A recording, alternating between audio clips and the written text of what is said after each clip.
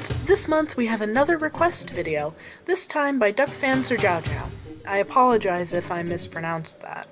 We're taking a look at some seldom seen villains from the Donald Duck and Duck Avenger comic books.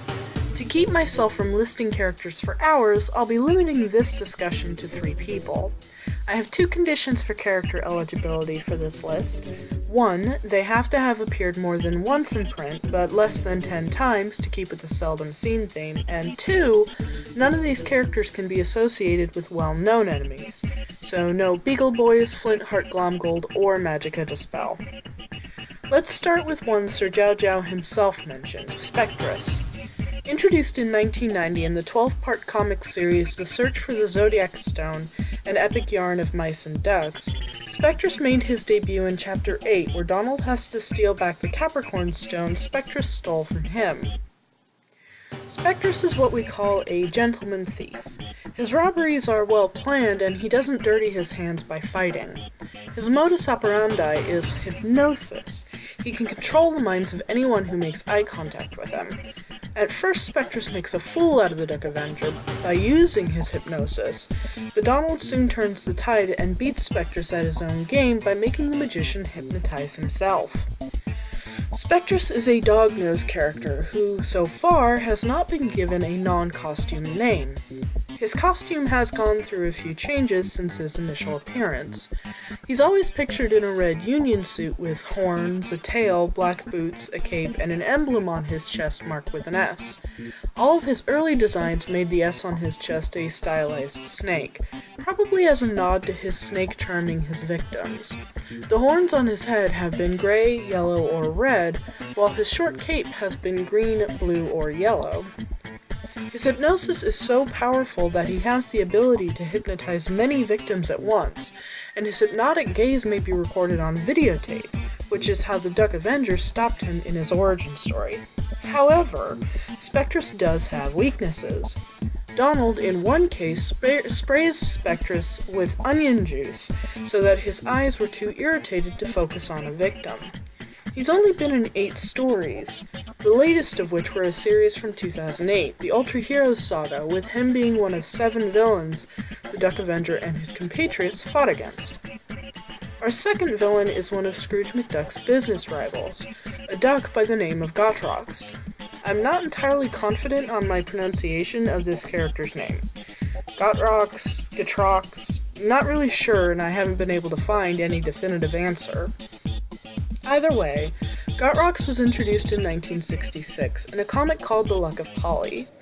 In it, Scrooge and Gotrox compete to see which billionaire has the more impressive haul in the Duckburg Museum. Gotrox seems to have Scrooge beat, as his haul is filled with many valuable treasures, while Scrooge's collection boasts more personal items, such as the boots he wore in the Yukon where he struck gold. The most interesting thing about this particular character is that his name has been used multiple times by what appears to be 3 different people.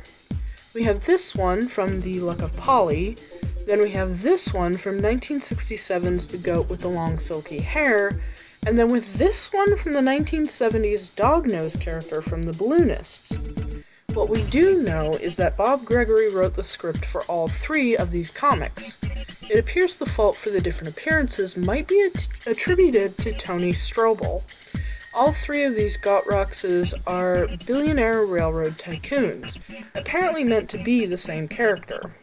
Many Duck fans think these 3 are all different people, which makes sense given the different appearances, but there's no denying that Mr. Gregory had intended them to be the same.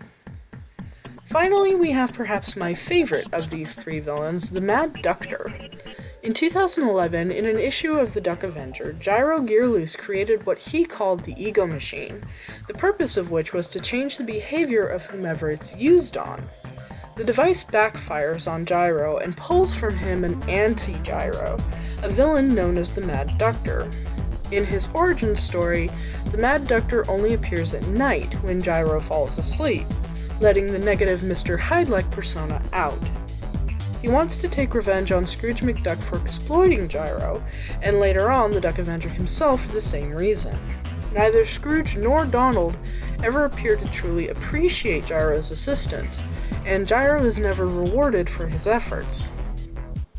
In the first issue, when the Mad Doctor is defeated, he's ripped from Gyro's body and appears as a sort of Incorporeal Phantom at the end.